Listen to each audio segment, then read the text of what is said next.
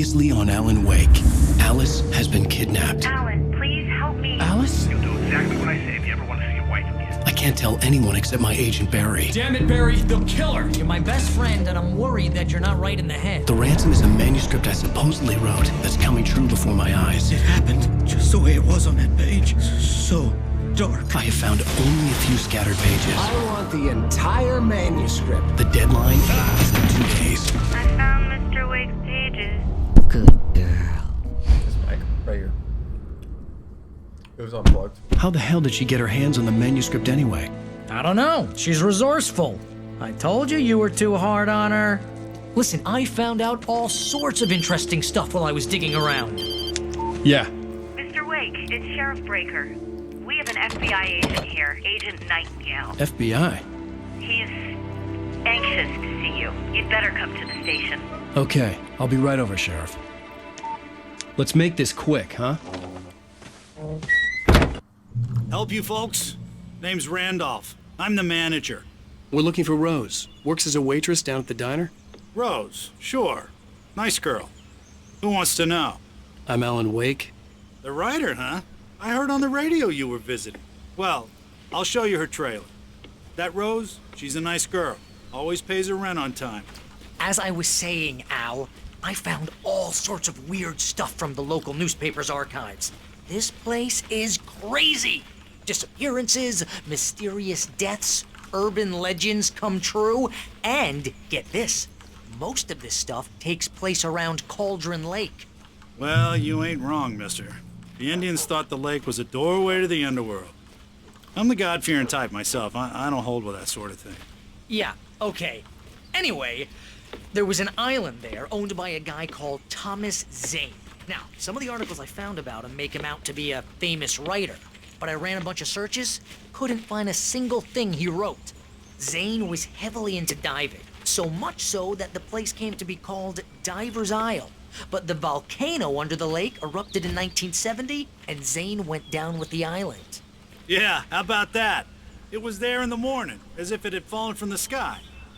But it would take a tornado to lift something like that. We're damn lucky it didn't crush any of the trailers.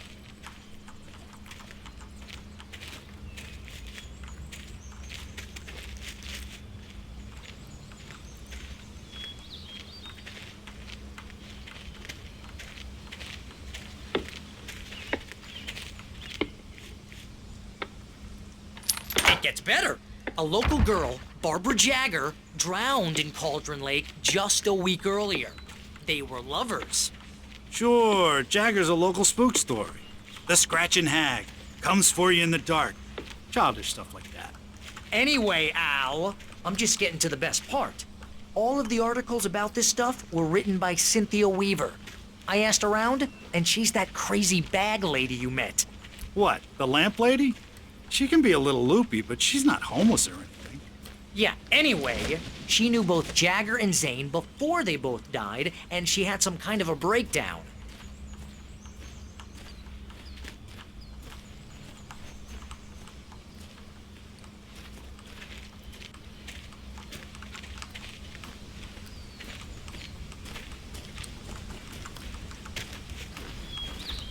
Well, mister, this here's Rose's trailer. You mind me asking what you want with her? We're just here to talk to her, pal.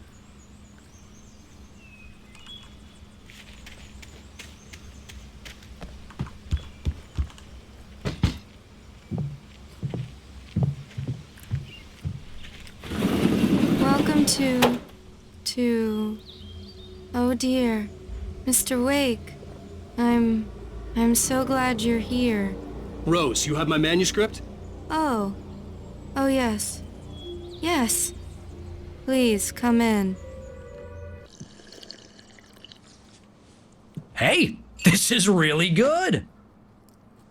Rose, Yes, my manuscript. I really need it. I understand. I know what you need. A muse to inspire you. Oh, for Barry. She doesn't have anything. Yeah, hey, Al. Al, what's...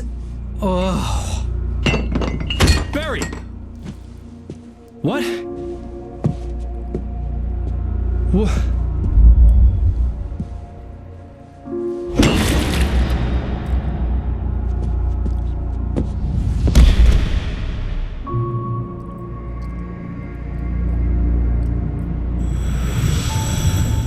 coming for you, hiding in my barber's skin.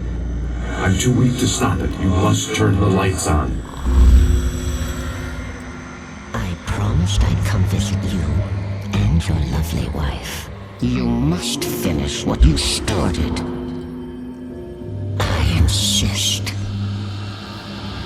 You must turn the lights on. Turn the light on. Back to work, boy.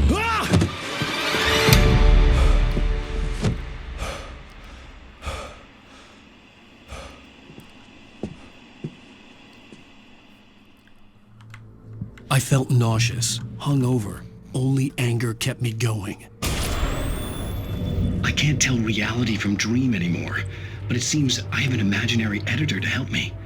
She's an old woman in a funeral dress. I call her Barbara Jagger. She's very strict. I'm writing faster and faster. My manuscript is being heavily revised. The edits are getting very aggressive, and each day there's less of me and more of her. I hate it, but I know she's right. She promises me I can save Alice this way. She knows more of this than I do. About the complex incantation I'm attempting. About this place. She's worked with another writer under similar circumstances, Thomas Zane. The genre of the story seems to be shifting. It's turning into a horror story. I'm getting close. I can feel it. Rose took a day from me. I had less than 12 hours left to meet the kidnapper. All I could do was get Barry into the car, work something out once I got on the road. Barry was out of it. He was way too heavy to carry. You're right. I deserve more money. I'm so handsome. Welcome to the Oh Dear Diner. What can I get you today? Coffee? I couldn't work up much hate for Rose. Something had used her to get to me and left its mark. Mr. Randolph liked Rose. That little smile she had. How she was still sweet when life had tried so hard to make her bitter. It wasn't any of his business what she did in her trailer. But those strangers, the writer and his smart-ass sidekick, looked like trouble. And they'd been in there for hours, way past her normal bedtime. He reached for the phone and called the sheriff's station. My gun and flashlight were gone. I'd have to find a way to get Barry into the car as quickly as possible. There was no time to waste. That being said, I'm gonna proceed to waste some time. Yeah, baby. It's time wasting time.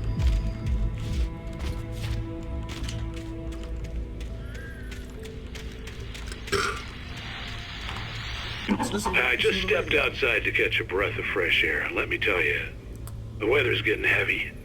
Nights like this make me especially glad I'm here talking to you and not home in bed. Once the weather takes a turn like this, I can't sleep at all. It's all tangled bed sheets and dark thoughts, punctuated by the occasional plunge into nightmare. Is it just me? Well, perhaps it is. But I hope I can make the night a little bit easier to get through. Caller, you're on KBF FM. Hey, Pat, it's Walt Snyder. What's on your mind, Walt? Well, I am the way you are, but, well, I can't sleep either, you know? I just been staring out the window here, trying to make sense of it all, but,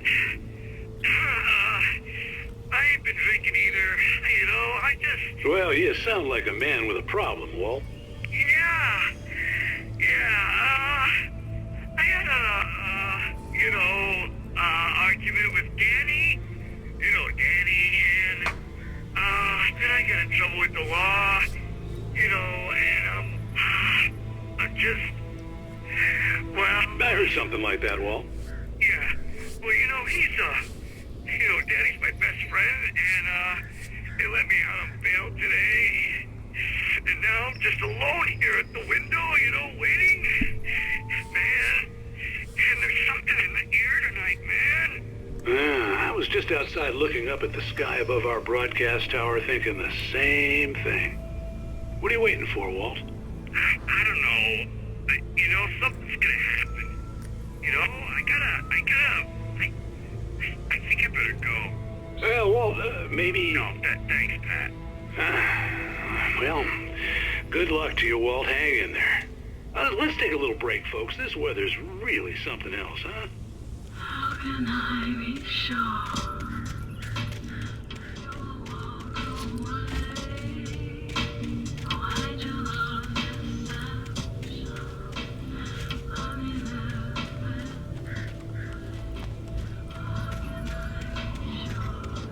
Excuse me.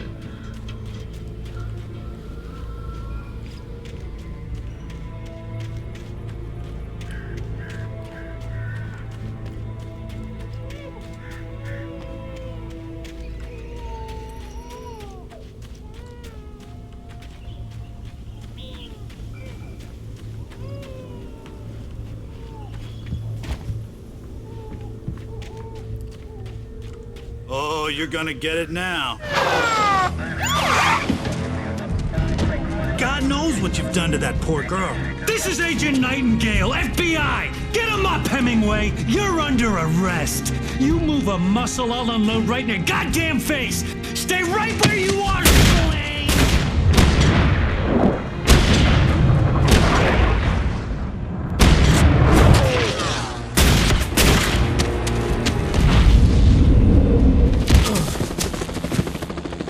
What are?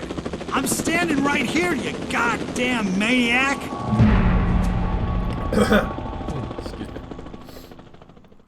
I hated to leave Barry behind, but there was no way I'd miss my appointment with the kidnapper. Give it up, Mr. Wake. Come on. Take it easy. Get away. Move it, move it, move it.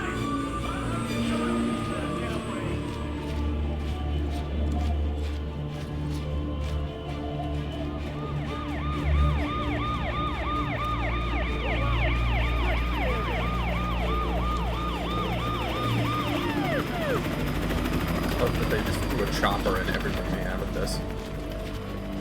Stop running! Freeze! Okay, men. Keep your eyes peeled. He's gonna try to make it through here. Oh, damn. Over here! Stop! I'm running! Keep an eye out! God damn it! Where did he go? Wait! Keep an eye out!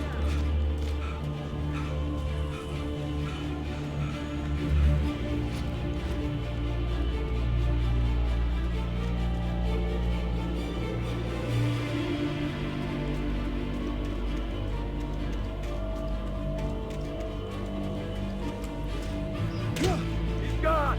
Come on, guys! We need to head him off! For decades, the darkness that wore Barbara Jagger's skin slept fitfully in the dark place that was its home and prison. It was hungry and in pain.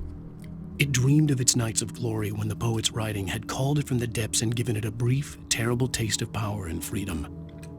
The rock stars had stirred it from the deep sleep the poet had sunk it back to in the end. When it sensed the rider on the ferry, it opened its eyes.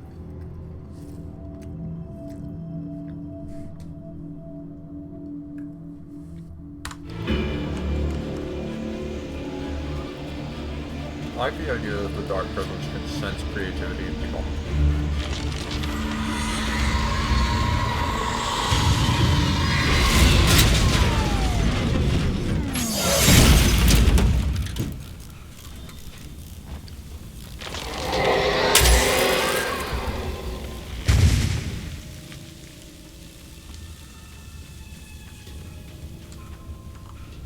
Game conveniently knocked over the tree. Rose didn't know how the strange old lady got in her trailer, and she looked wrong somehow. The woman showed her teeth in an approximation of a smile and traced a finger down Rose's cheek. "Pretty girl," she said. Rose felt as if she was falling asleep, but her knees didn't buckle. The crone spoke in a whisper, her words ice cold and dark in Rose's ear.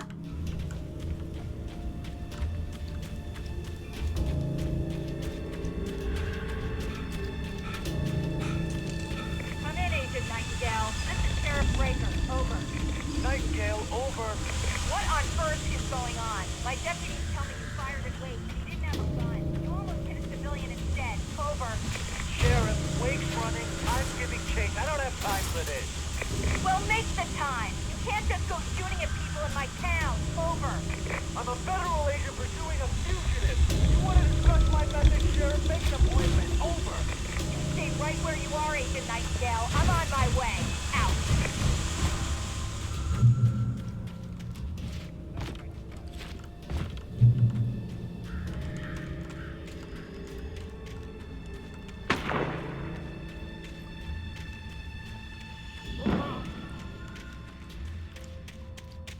Search the area.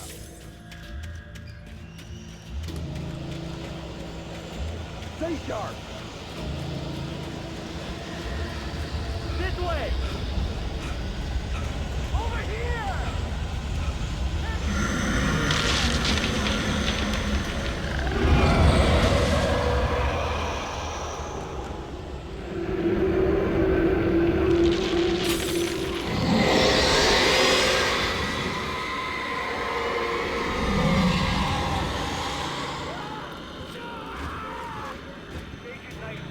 I've lost contact with Wilson Lin you assigned to me. It's Blake's doing. Wait, are you... This horror was everywhere I went, circling me. The cops didn't stand a chance. They were after a writer, not a monster. The guy we're chasing. If it's not him, who then? Bigfoot? Over. I don't know yet, but I'm not in the habit of jumping to conclusions. That tends to come back and bite you in the ass. Out.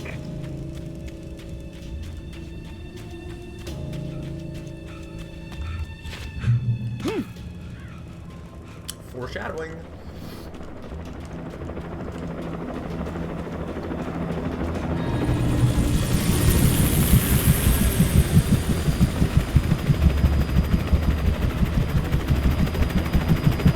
You on the ground.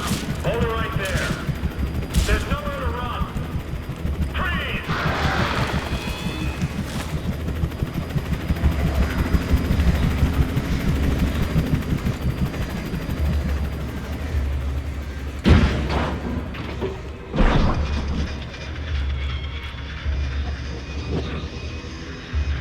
The gas station.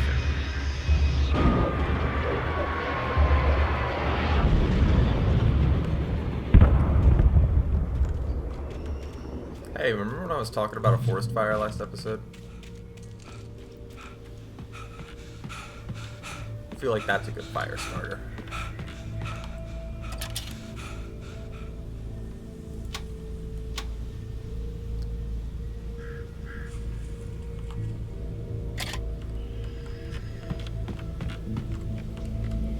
What do we have here?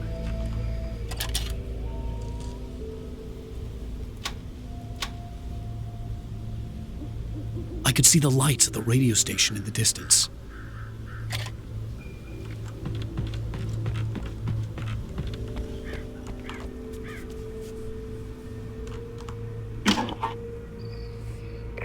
This is James. Mulligan, Thornton, come in. Over.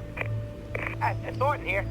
James, we got both Wheeler and Rose in custody. They didn't put up a fight or anything. Why, they were... Hey, Mulligan, what are you doing? Come on! Sit down and give me that. James, Mulligan here. Over. Go ahead, Mulligan. Over. We got Wheeler and Rose here. Wheeler's drunk or hopped up on something. Speaking of which, that Fed had a pretty distinctive whiff of Otis Scotch about him, if you know what I mean. Over. I don't have anything on that, Deputy Mulligan. Over. Well, whatever. Anyway, Rose is just being plain weird here. You better get Doc in to take a look at both. Over. Gotcha. You better get them here quickly. The Fed's gonna want to interview Wheeler. Over. Oh yeah, I bet he does. Looks like they have a lot in common. Mulligan out.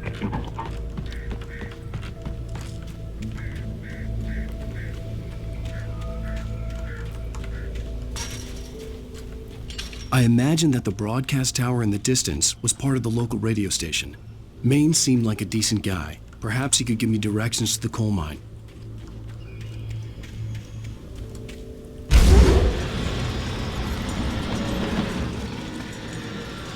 Unnatural shadows clung to the gate. The darkness that was after me was trying to stop me. I wouldn't get through without a light.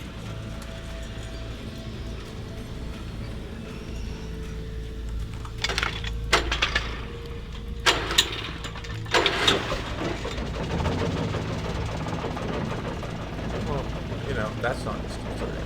The electricity is just spouting out everywhere. Perfectly normal stuff. I mean, you see it every day on regular lives. Totally. For sure. The old generator conked out. I'd have to see if I could fix it and try again. I've never actually had that happen. Because I've never run balls to the wall like that, because it seemed to look like my flash. Oh, well I just aimed it, so that's good. I guess that's the smart thing you could do, is just aim the damn thing. Let off it, and then just run down.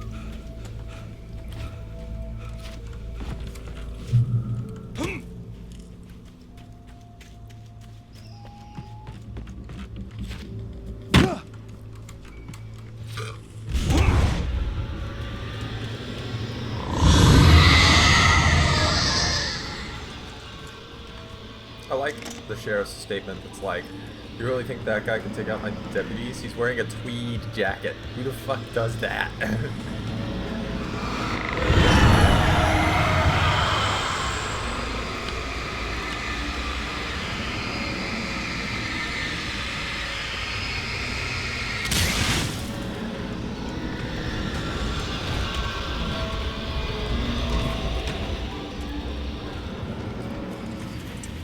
It took me a moment to recognize the flashbang grenades.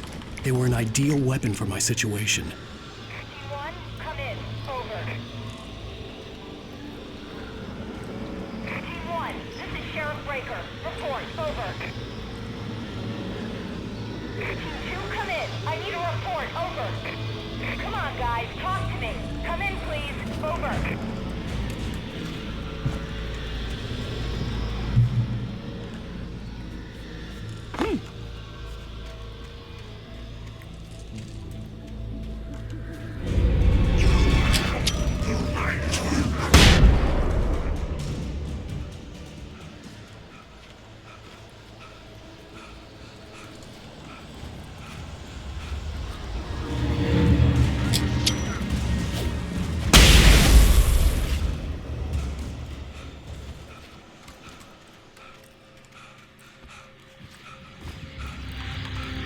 And here's another call.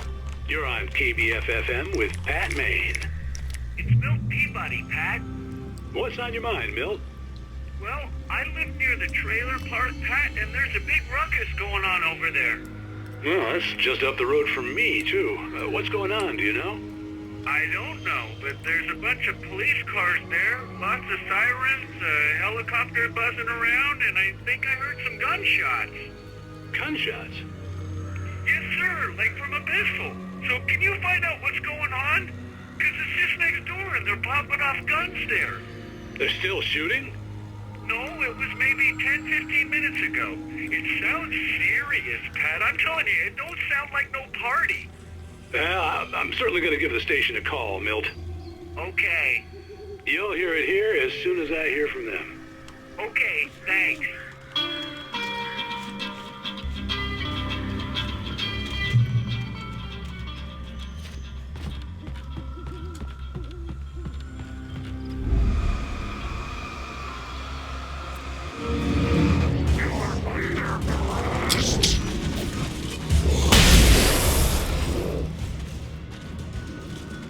I'm under a rush, guys. Don't worry about it.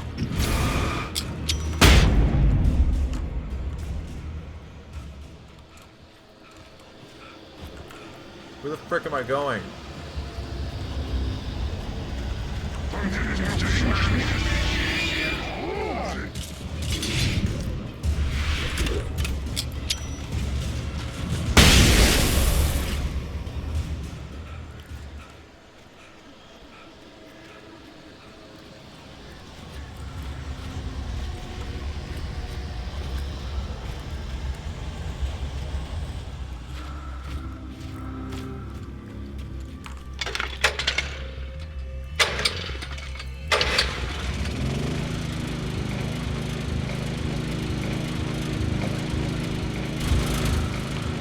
That's a good way to die of fume inhalation.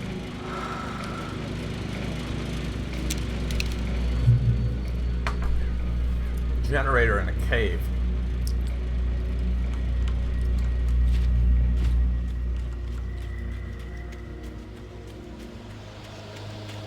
heading for those lights. Seems like as good a spot as any.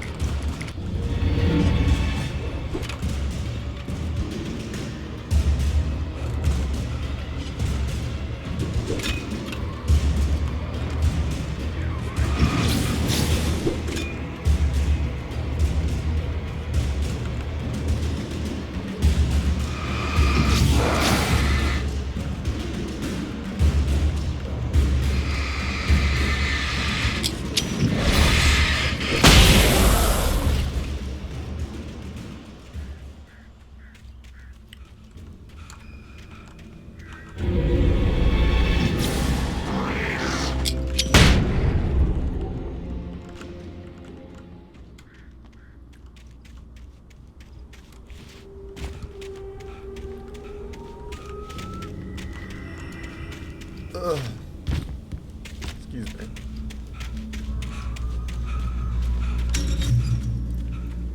I hope Maine could lend me a car to get to the coal mine. It's Lorna Miles. Oh, why, hello, Lorna. What do you have for us? Well, I just don't see why it's got stuff. Regular Park. Of course you're going to have trouble in a place like that. I mean, what do you expect? The sheriff should be helping us normal citizens instead of wasting resources on those people. Well, Let the trash sort themselves out. I'm sorry, but my granddaddy settled in Bright Falls in 1911. well, thank you very much for that compassionate viewpoint, Lorna. Oh, here's a little surprise. The famous writer Alan Wake just walked in. Folks, I'm going to see if I can talk him into an interview. Come on in, Mr. Wake. Oh, I'm so glad you could find the time to do this, Mr. Wake. Nowhere to run now, Dan Brown. You back away from me. Don't hurt. Whoa. Everyone calm down. Put the gun down. We're all friends here, right? Cool your jets, Nightingale. We got him. What the hell's the matter with you? There's a civilian in there.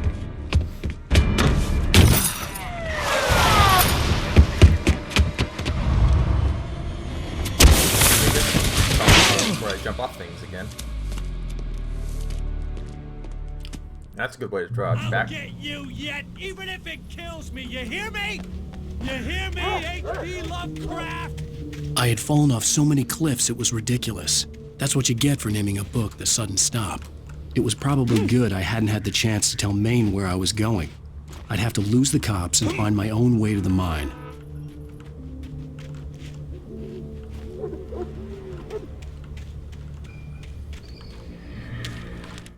Nightingale stared through the broken studio window into the dark woods. He turned around, started to walk out, but Maine grabbed his arm. "Young man, you almost shot me. You don't shoot off rounds at people like that. What's the matter with you?" Nightingale shook his arm free, marched out. His cheeks burned with rage and humiliation. Good for you, Nightingale. You.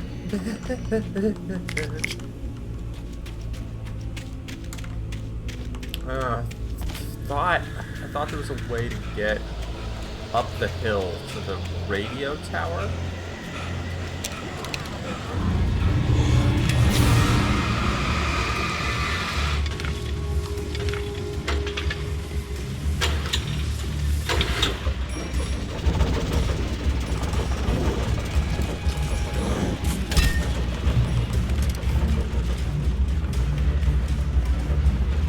Give me that flare. Give me that flare.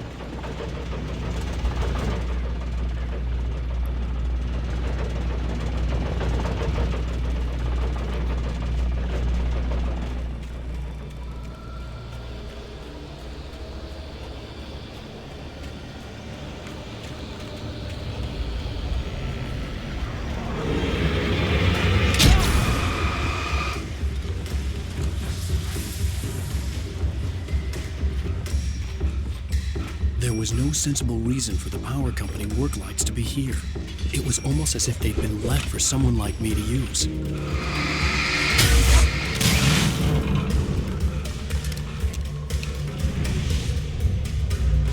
come on, those two are in the lights.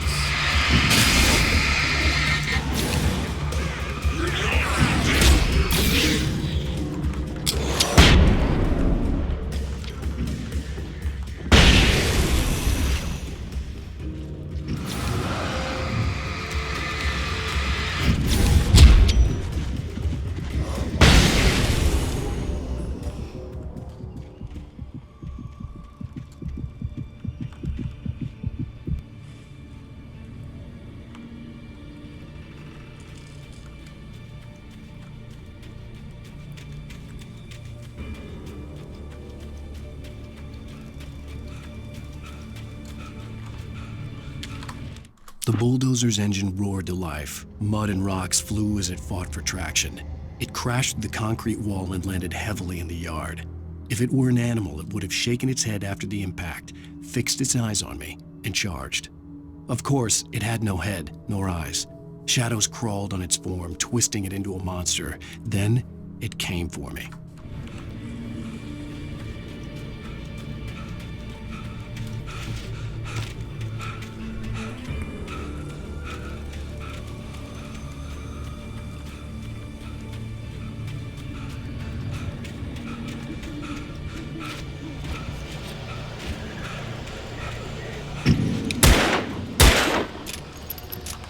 I got an achievement for that, so haha.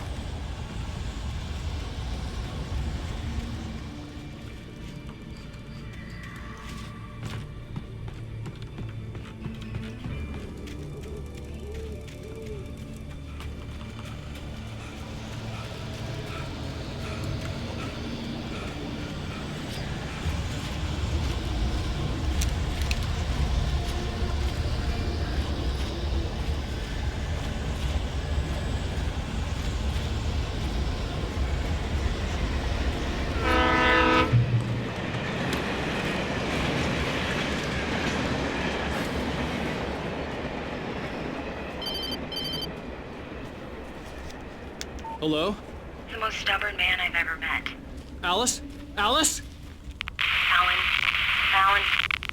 I'm so afraid. Keeps me in the dark. Please help me. I look at you, Alan, and it's not you. Something else.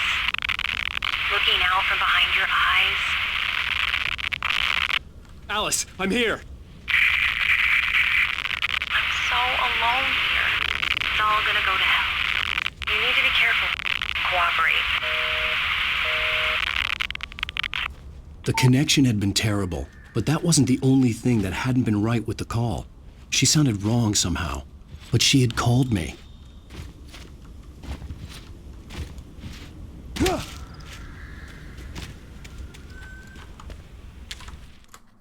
The pipe wrenched itself loose from the bridge's steel framework. Wrapped in darkness, it floated in midair, twitching. For a moment, I didn't understand what I was looking at. The heavy object lurched at me with impossible force. I threw myself out of the way, but just barely. When I turned my flashlight on it, it shook in a dark rage before it flew at me again.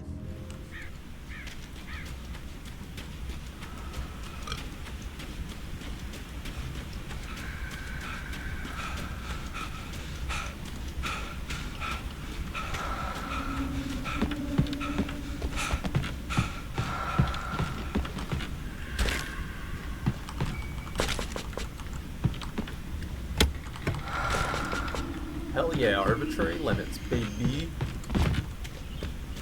Wanna play this game?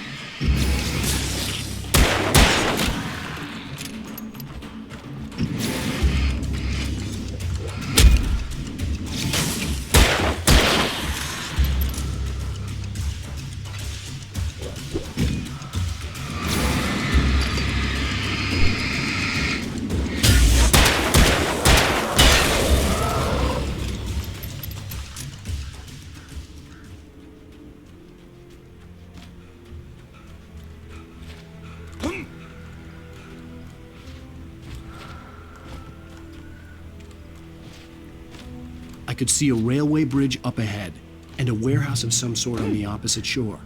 I hoped I could find a car from there.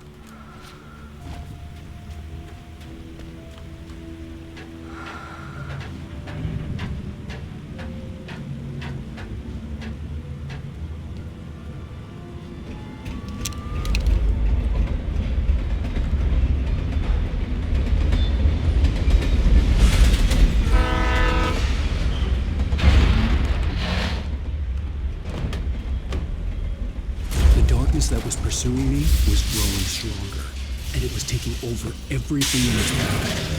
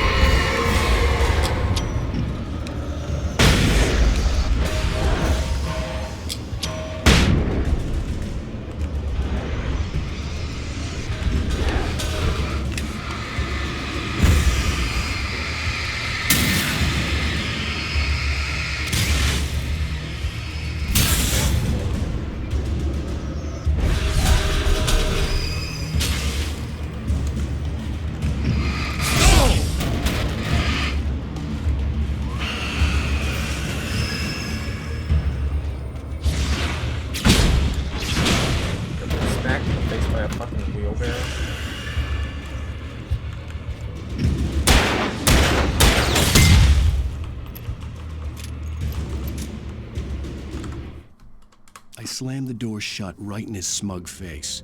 He pleaded for me to open the door. True to form, the asshole actually thought I would obey. I had no sympathy left, no guilt either, not for him. I took a moment to savor the scream. I bet I had a smile on my face. It was all that I had time for. The dark presence was inside the lodge with me. As a teenager, just starting to get interested in writing, Stephen King had been a source of inspiration to me. I thought about all the inanimate objects that had come to life in his books. No one is safe in a good horror story, certainly not the protagonist. That's what makes them fun. This was anything but. The darkness could possess anything, and it was getting closer.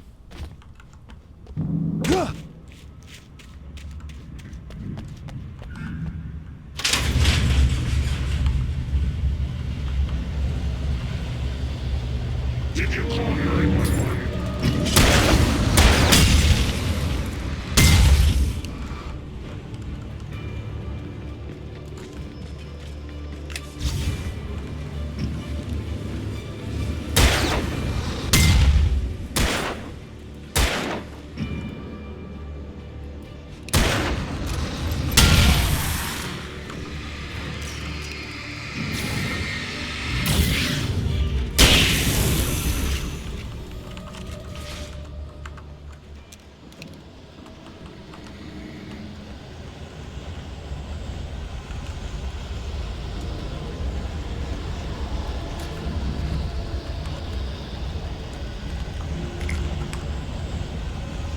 Still smiling over getting called out for wearing a jacket.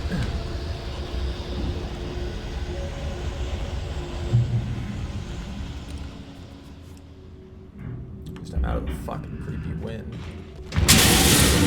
Alright, yeah, let's just use the shotgun.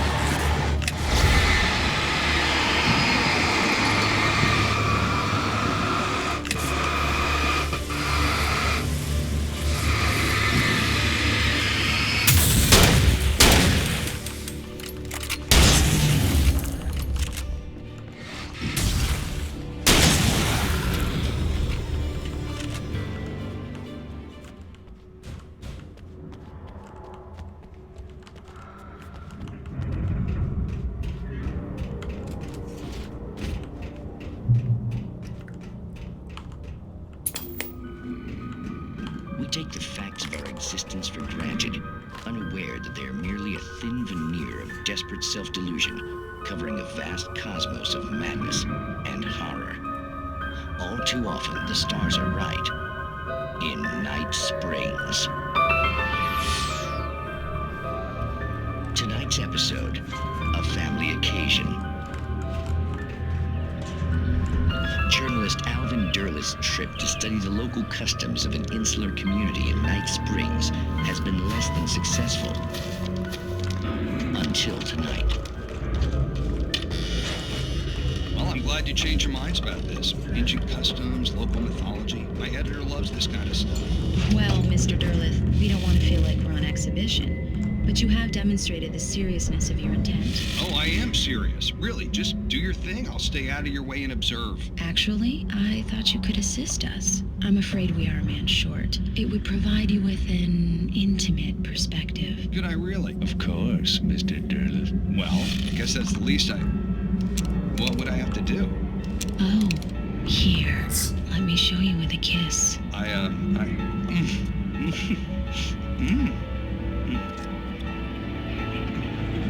What did you...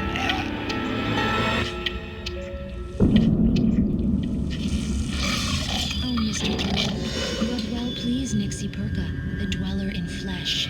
Your body shall host his 1,000 young, and all shall be glory.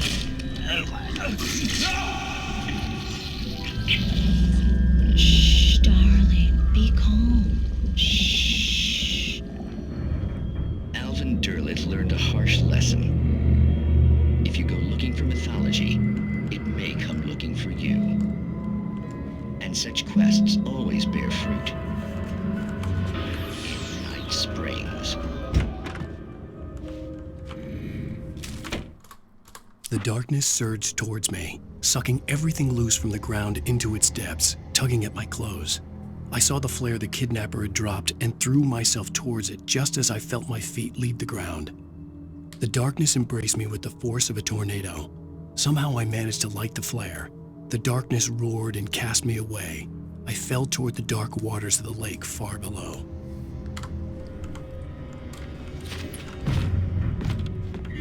Instant confrontation coming. Oh yeah, this is bulldozer territory. I remember you.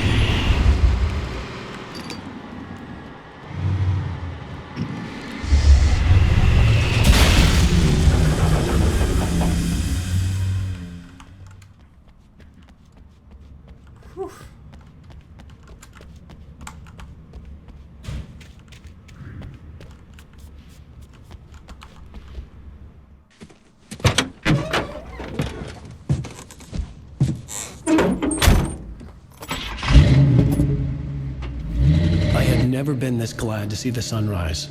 I had a couple of hours to get to the coal mine.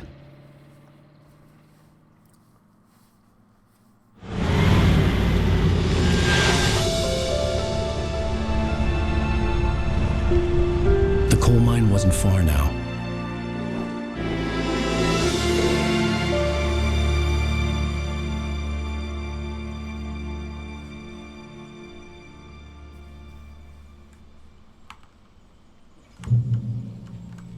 Today, I would meet the kidnapper, and he would give me Alice. I wouldn't give him any other choice. A drowning man will clutch at a straw. Little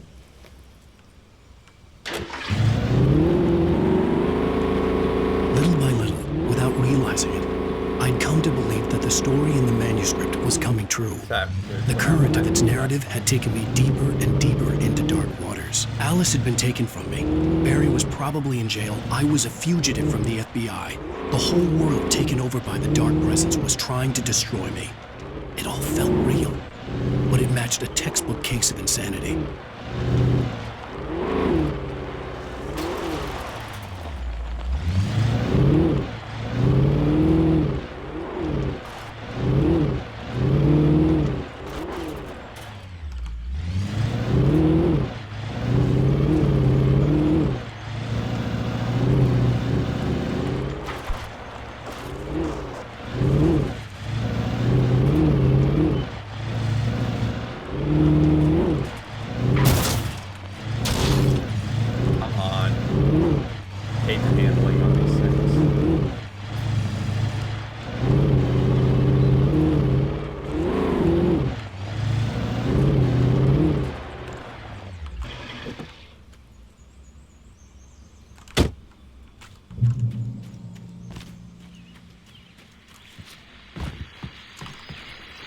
This is Pat Maine, and you're listening to KBF-FM. Folks, I want to apologize for kind of abandoning you to that looping music track last night, but I was detained.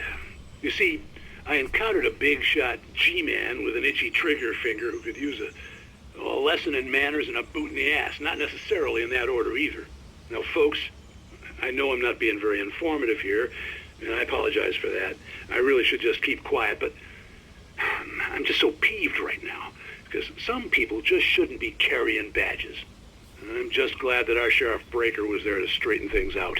And if someone I met last night is listening, let me just say, I'm sorry if my mouth got you in trouble. I'm pretty sure you're not the bad guy here. Godspeed, son. I hope you know what you're doing. Now, on a lighter note, I'll be talking to Dr. Nelson all morning. But first, a little music.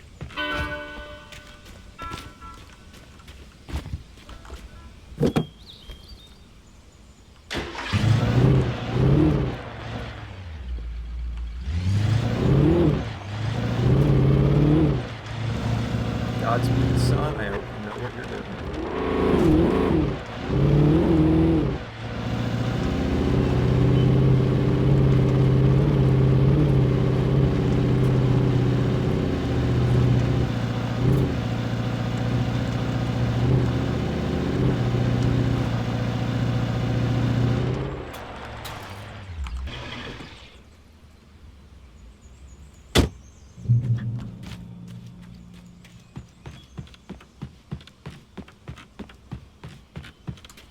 Imagine if you had infinite sprint, but only in daylight.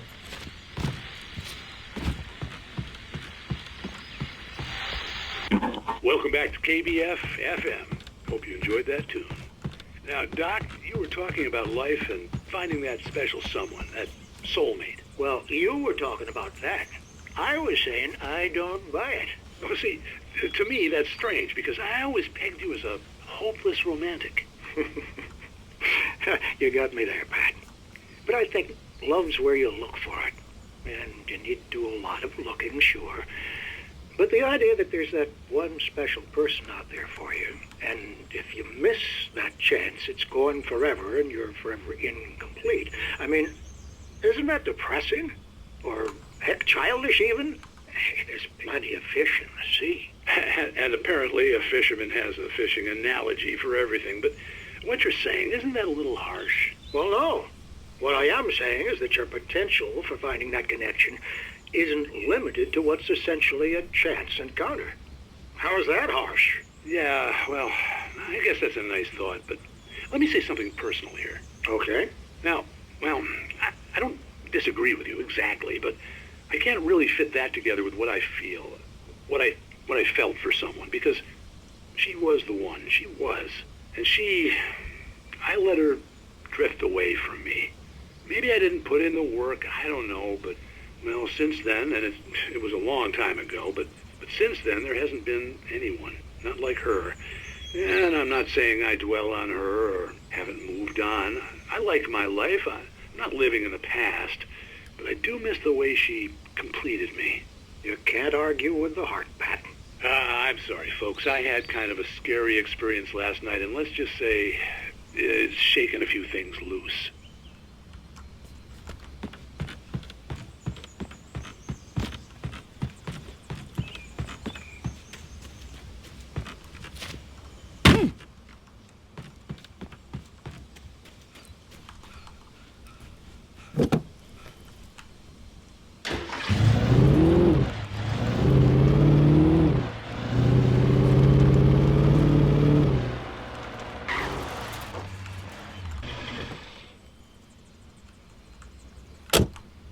Free exploration, because I'm in no danger, because it's daytime.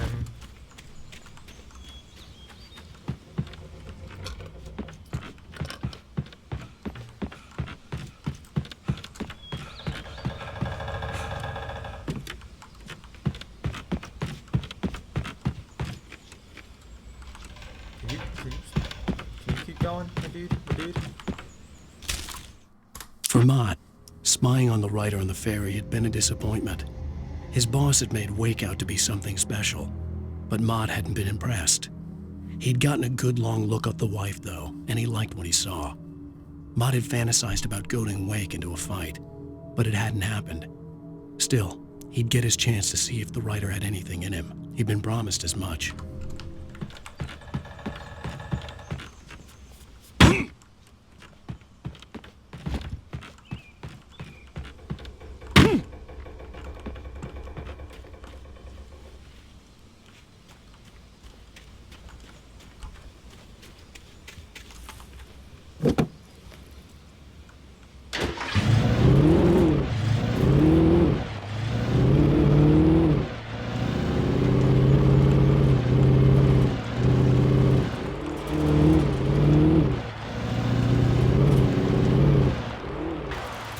I was early.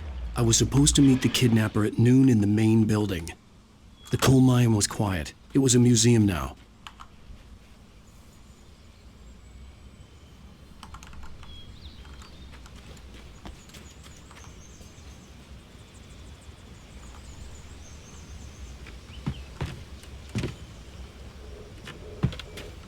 Take the time to appreciate the sights. Free page. With Nightingale gone and the night wind blowing in through the broken studio window, Maine stared at Sarah. The sheriff looked away. Maine's voice shook with barely controlled anger. That boy's doing more drinking than thinking. I hope you know what you're doing, Sarah. He's got a sickness in his eyes. You take my word for it. He wants Wake for a reason, and it's not for anything good.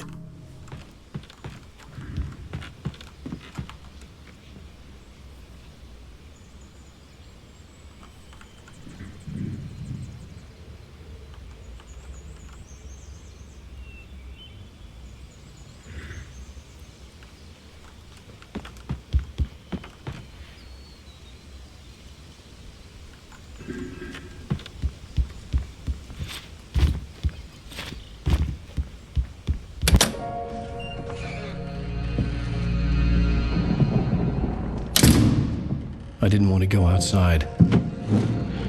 Cops had to be looking for me.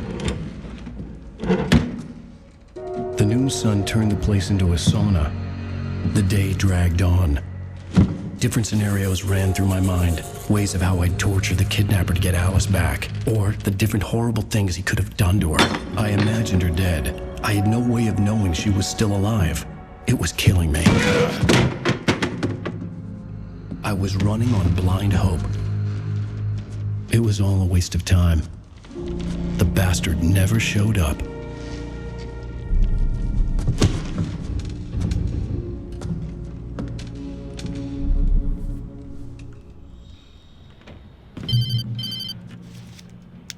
Wake! Where the hell are you? Change of plans. You know where Mirror Peak is? It's a big mountain north of where you are. You follow the path from the mine, you can't miss it. There's a lookout point there. I'll be waiting. I'm through being jerked around by You you. want to see your wife alive? Because if you do, you better watch what you say to me. Do we understand each other? I want to talk to Alice. Yeah, and I want the manuscript. Don't keep me waiting, Wake. Hello? Hello? Ah! I'm gonna kill him. I had to get to Mirror Peak.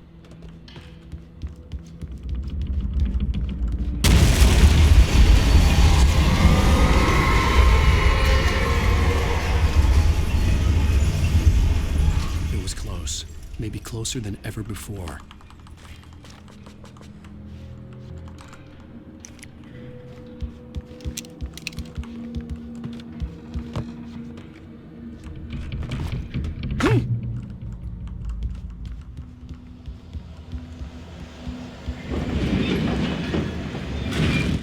When Thomas Zane fell for Barbara Jagger, it happened fast.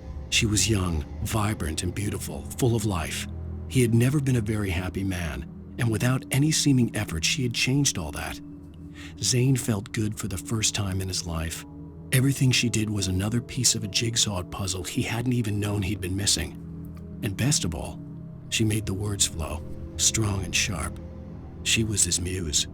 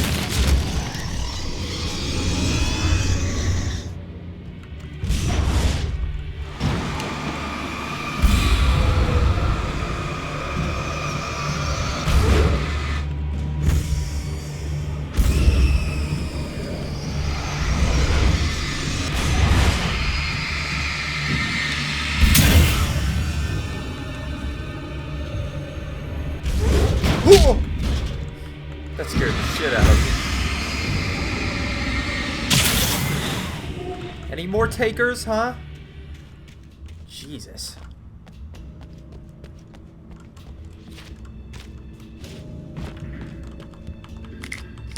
Flashbangs, hell yeah.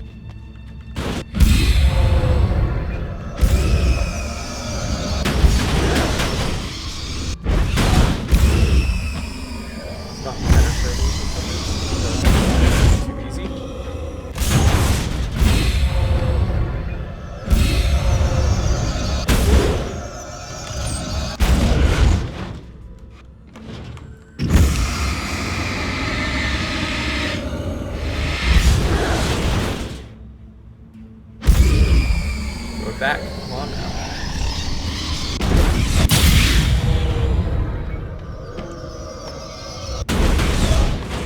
Ah, there you go. Well, that didn't work. I thought that was going to be cool as crap, but it didn't.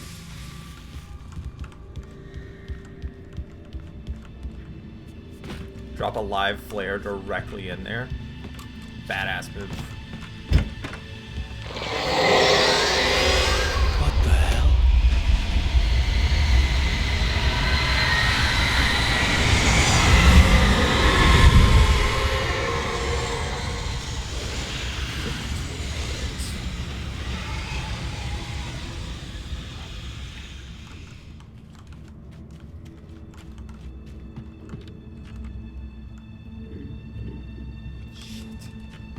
I forgot how much I dislike this part. The only way to reach the hillside ahead was to go through the building. I had to find a way to avoid electrocution. Imagine how much speedrunners hate him it would be if you could just shoot out the power line and started driving your asshole down here.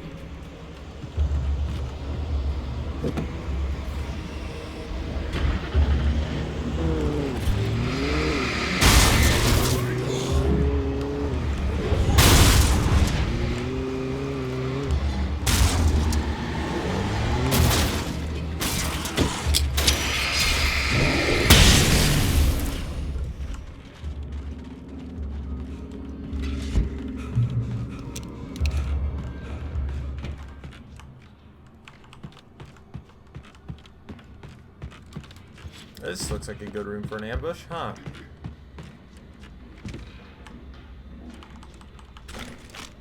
Like maybe he busts out of that door right there. Oh, look at that. Massive range.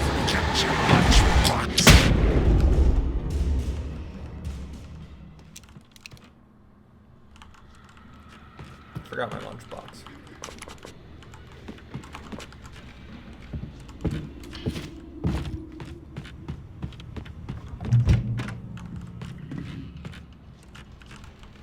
This room's full of explosives. That can only bode well.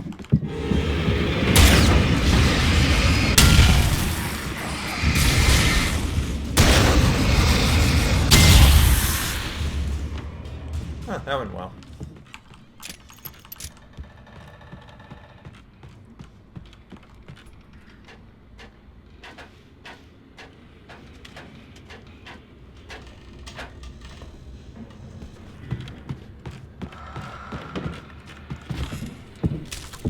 Some of the Taken retained echoes of their former selves, but these were just the nerve twitches of a dead thing.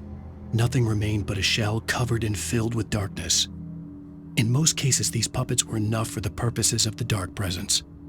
But for anything more elaborate, as with the writer, It was different. It needed his mind. And so rather than taking him over completely, it merely touched him.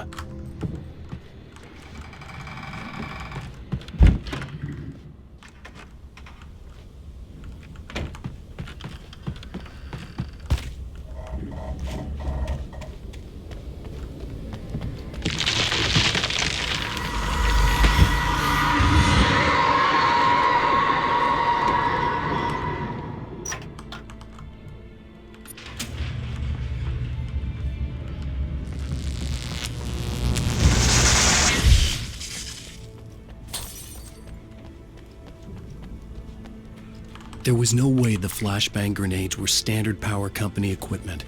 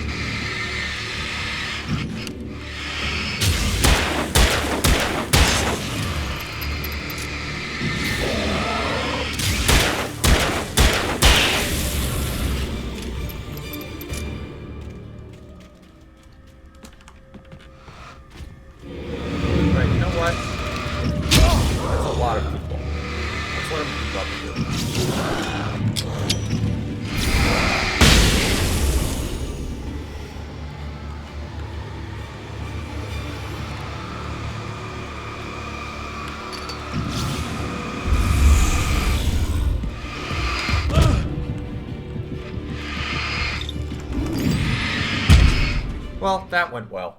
I think it went well. Okay, got the flashbangs. Let's go.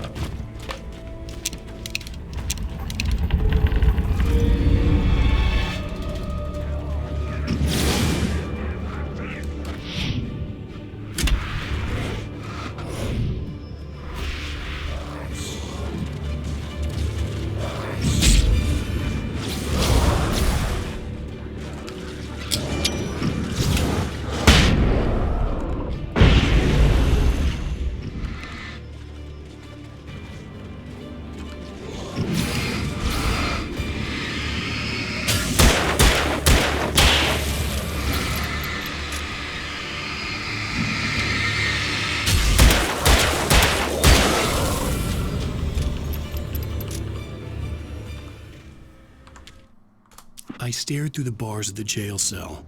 Barry stood behind me, swaying on his feet, looking as ill as I felt.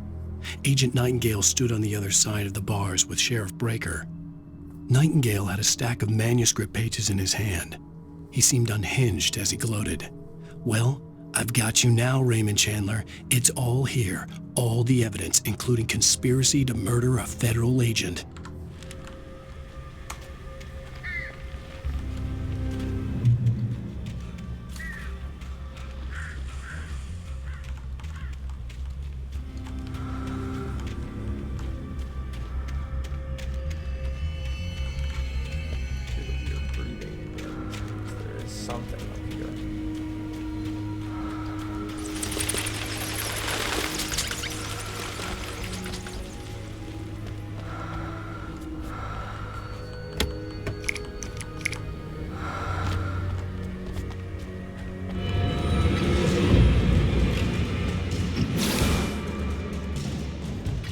Line them up, line them up.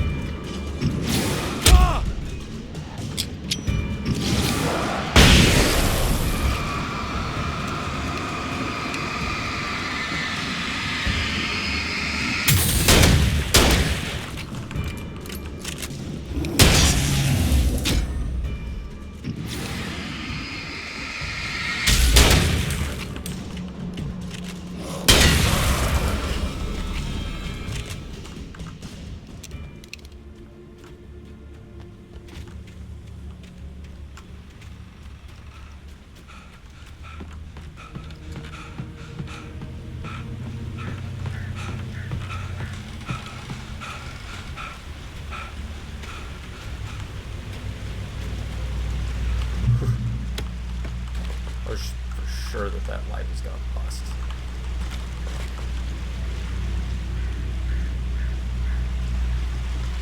I had no real plan. I was going to give the kidnapper all the manuscript pages I had for Alice. If that wasn't enough, I'd hold him at gunpoint and make him talk.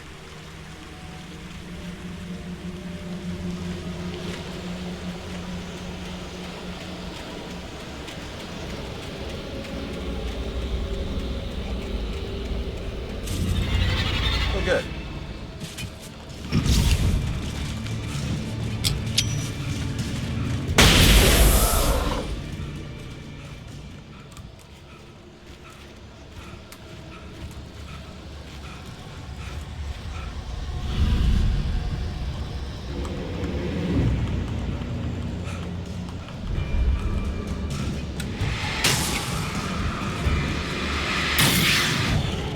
What makes you think I'd be there after the old disintegration? Again.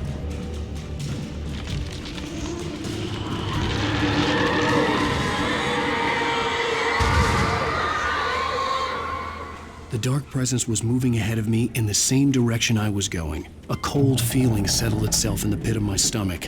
Was it going for Alice? The graveyard shift may cause cancer.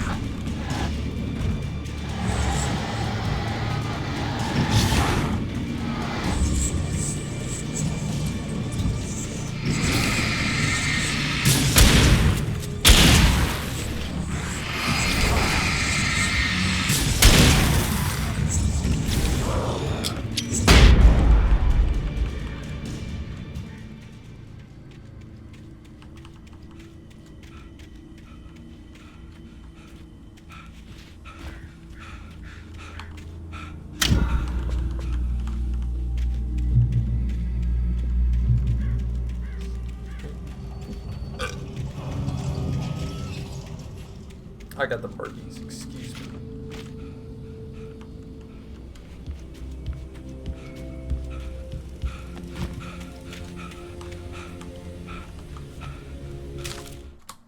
I lifted the page in front of my eyes and read it. In it, I lifted the page in front of my eyes and read it. In it, I lifted the page in front of my eyes and read it. In it, I lifted the page in front of my eyes and read it. In it, I lifted the page in front of my eyes and read it. In it, I lifted the page in front of my eyes and read it. I hate that. I hate that. That is annoying. The place was dead, a ghost town. Had been for decades, maybe a century.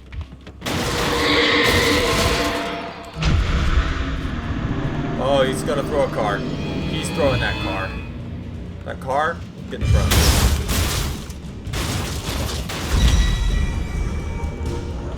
Here's the plan. We're gonna debate the car.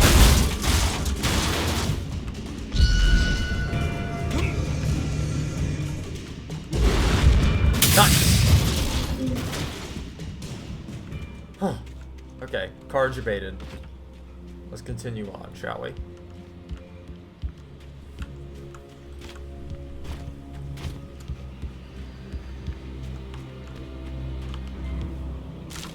Things were never as simple in real life as in fiction. I had lost count of the times I had wished there'd be a clear reason for my writer's block. Something to fight, something to lash out on. There wasn't. I was filled with doubt. I was nothing like the hero in my books. Alex Casey had gone through his life with single-minded determination, never wavering from his goal. Even now, I was angry at myself, angry at Alice, angry at Barry. I was fumbling and I had no plan.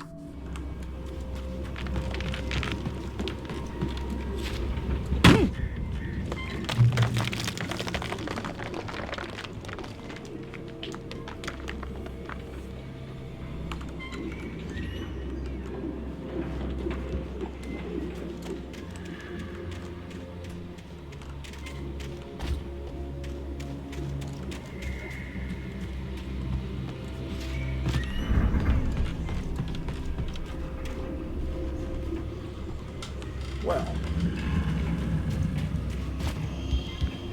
Pieces of water about to explode upwards from the track positions. Bam, bam, bam, bam, bam. I just recognized.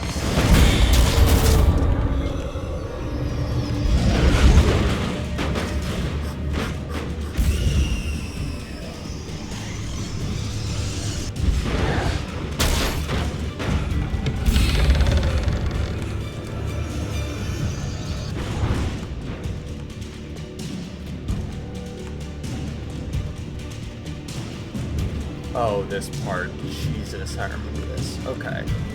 Catch my breath. Around this rock.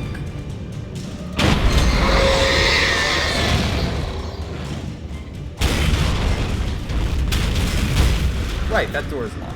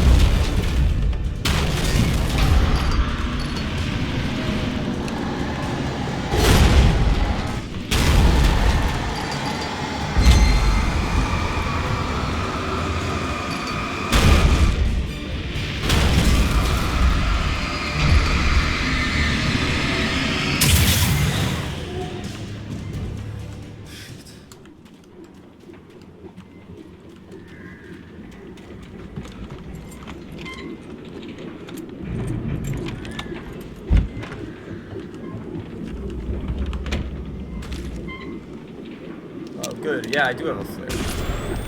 God. Anything outside of riding is a struggle. I feel ill. I managed to make my way downstairs. There's a shoebox filled with books and papers by Thomas Zane. It's very hard to focus, but I managed to read some of it. He's a poet, and a good one.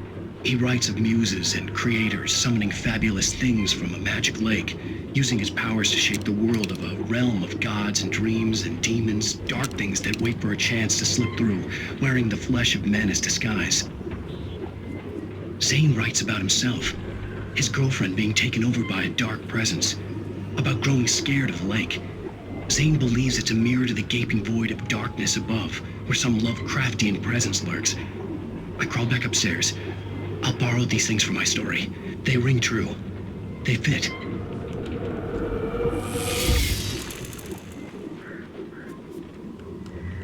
I'll stick to the shotgun, thanks.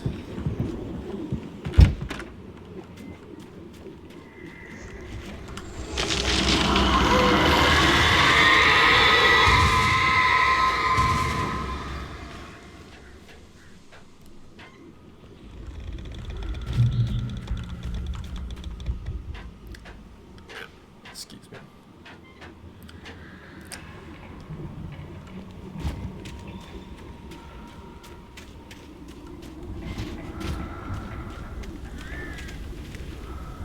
What? The kidnapper had sent me a text. The message was full of spelling errors and insults. It was telling me to hurry up.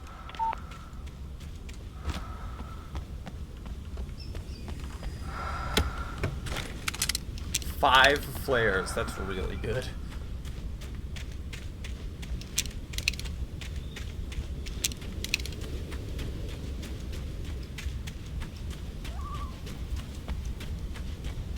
I'm stocked as fuck right now. Birds.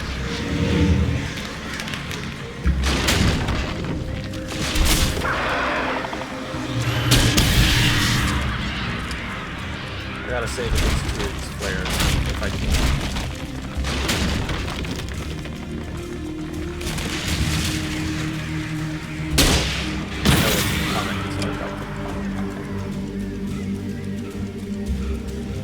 Okay, we're good, we made it.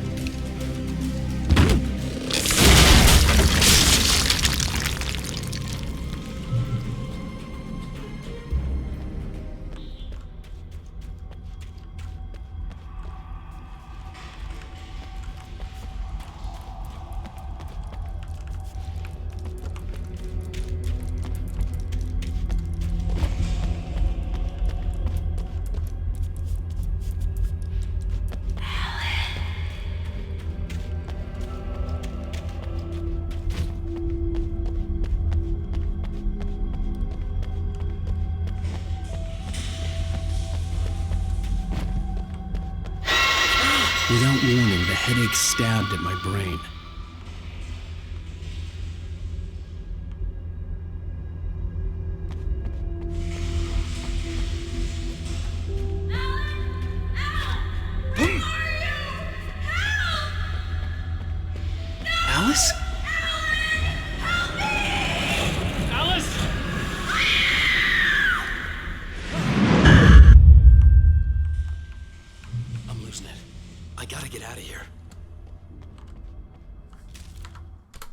were big, thick-set men, confident and at home in the woods. They were feeling good, running on beer, ghost stories, and camaraderie late into the night. It did them no good, as they were taken by the dark presence, sucked deep into a darkness far worse than any ghost story they ever told or heard.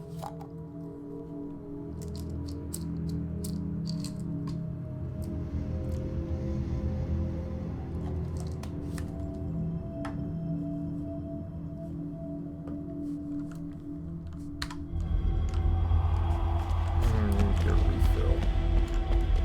For my drink. My drink.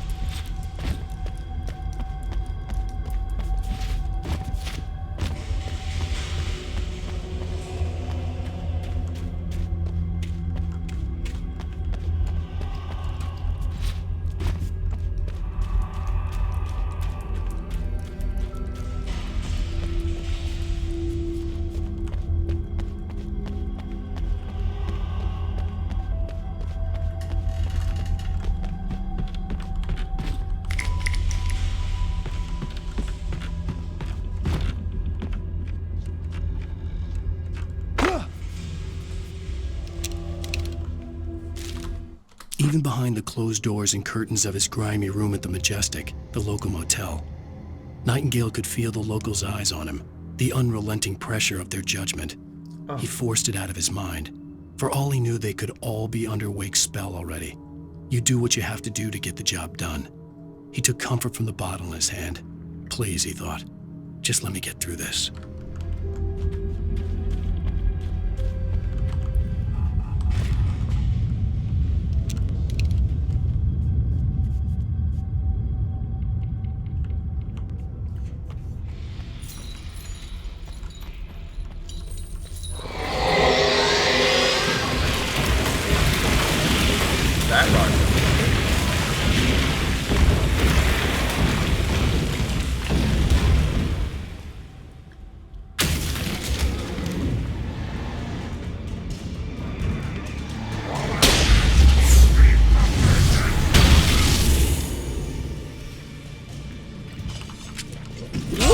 Wasn't expecting you guys.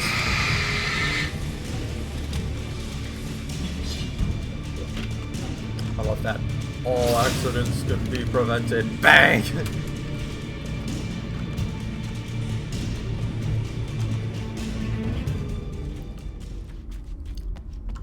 Imagine being that guy. Like, oh, I got him. I got my big axe.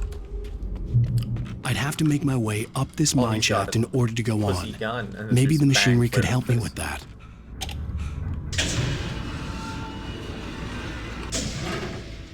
Ah, yes, another one of these puzzles.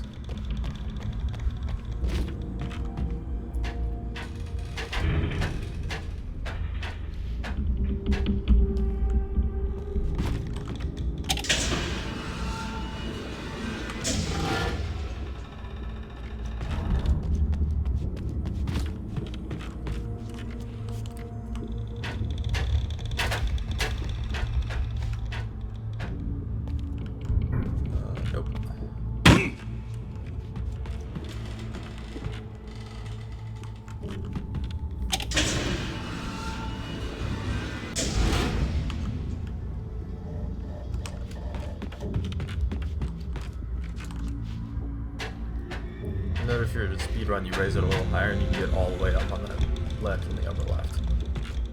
I'm not a speedrunner. I'm playing the game.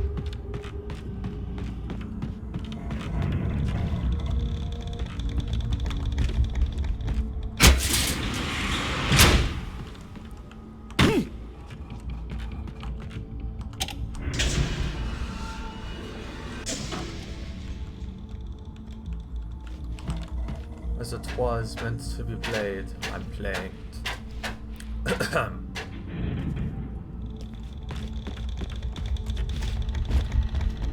This light is on. Big brain, that's still getting power inside of a coal mine. Like, what, 35 years after? It says it happened in 1970. This place 08, 38 maybe even. Cable car.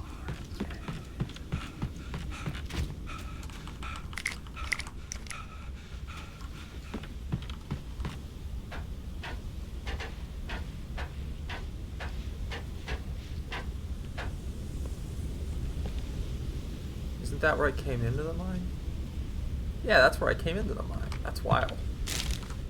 Lightning flashed behind the windows of Cauldron Lake Lodge. Tor Anderson laughed and held the steel hammer above his head. Nurse Sinclair was trying to calm him down without success. Tor grinned madly and shouted, "My hammer's up. Here's a friendly poke from Molnir, wench." He brought the hammer down with all his might on Sinclair's head. "We're on a comeback tour, baby."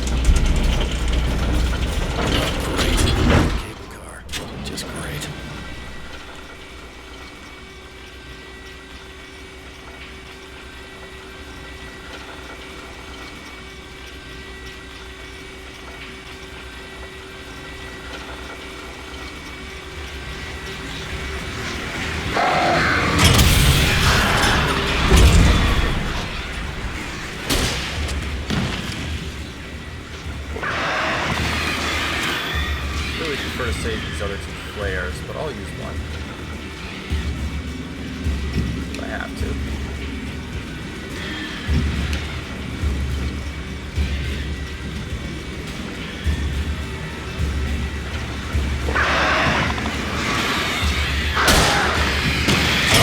Don't miss. Shit, I mean, I got a shotgun. Let's use that.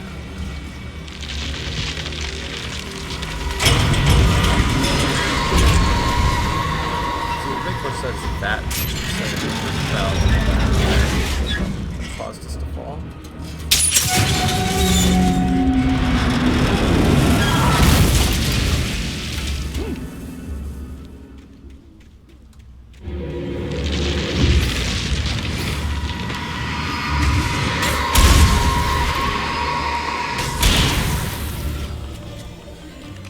Okay, well, I suppose we're out of the woods and on a mountain. I always liked that. Shit. I always liked that part. Freaking train cab lands directly in front of me. It's not a cab. Whatever. I know what I'm talking about. Just gonna have a little fun there. Already got that achievement, but no one cares.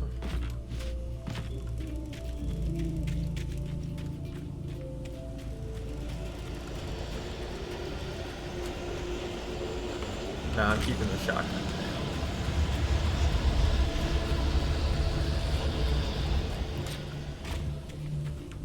Very good. Go. 7 flares. 1 flashback. Where?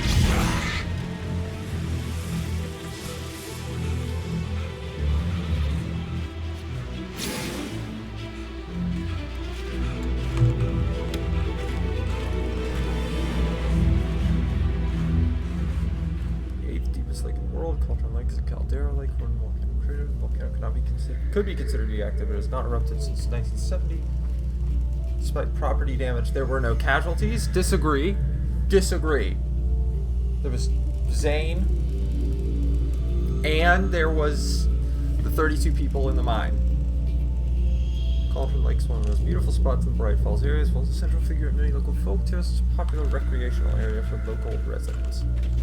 Interesting, because I never see anyone recreating around it.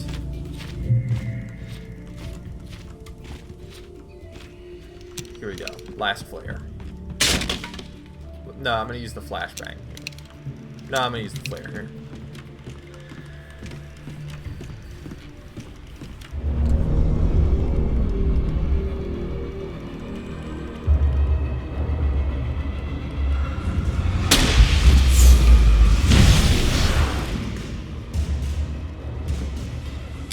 No! Okay, well, that makes the next section awkward as fuck. Did not mean to throw my flashbang, but I guess that's the life we're gonna live today.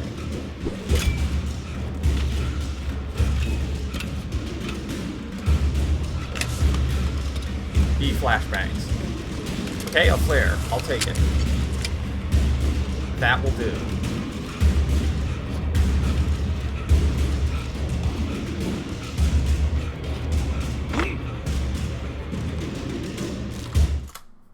Maud had checked all of Stucky's rental cabins. There had been no sign of the Wakes. It was dark when he'd found their car parked at the end of the road by Cauldron Lake. It made no sense. They must have taken a wrong turn, but there was no sign of them, and the car had been there for hours already. Frustrated, Mott stood on the rotten ruin of the footbridge that had once led to Diver's Isle before it sank beneath the waves years ago. The boss wouldn't be happy.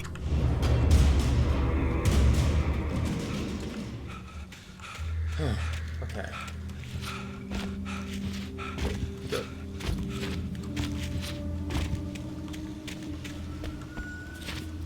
This is the area I need flares for.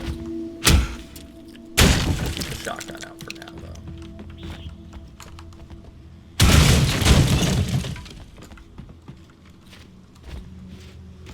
The collapsed house.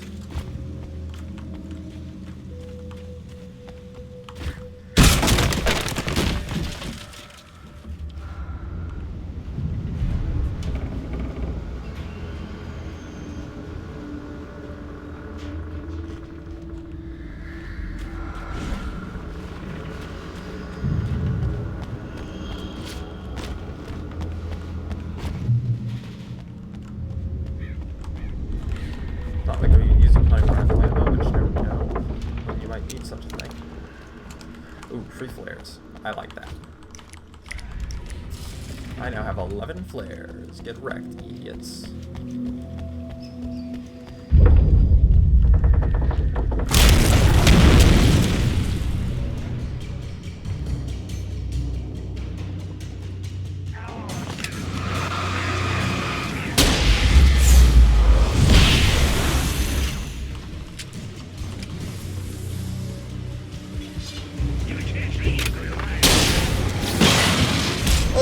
Hello.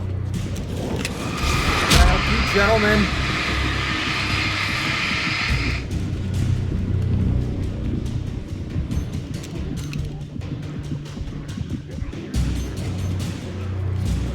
Did not see them coming.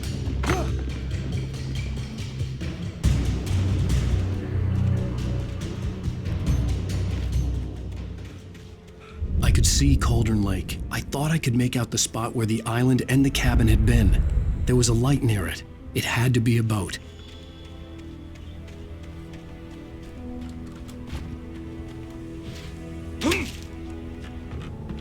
I was close now.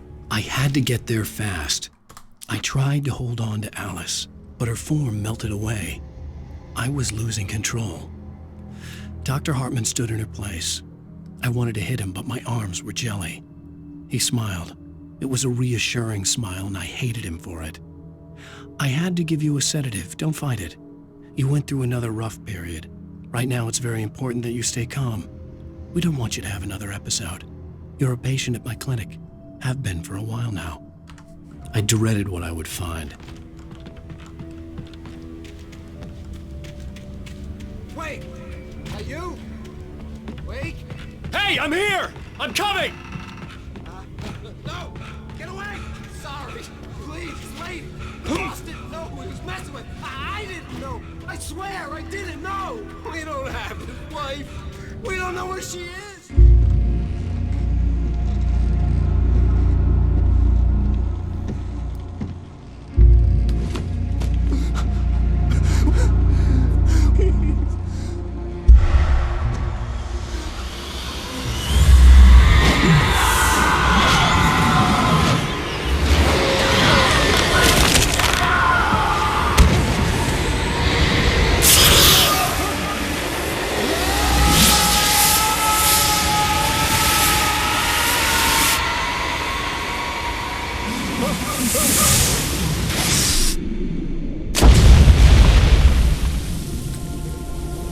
In real life, that would be instant death.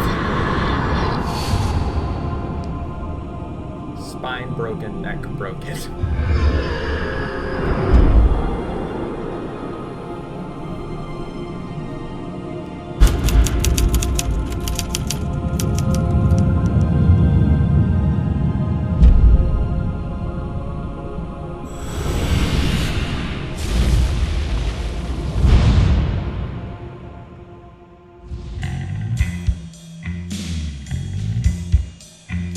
Previously on Alan Wake, I'm hunted by the law. Sheriff, Wake's running.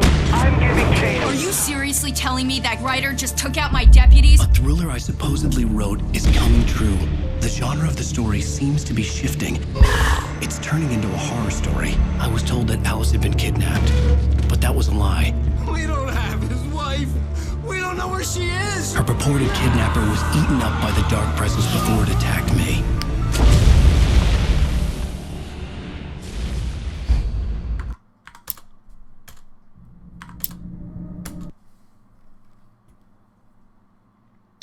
Good game. Thanks for tuning in. Me. Real expert me. Alright, see you later, me.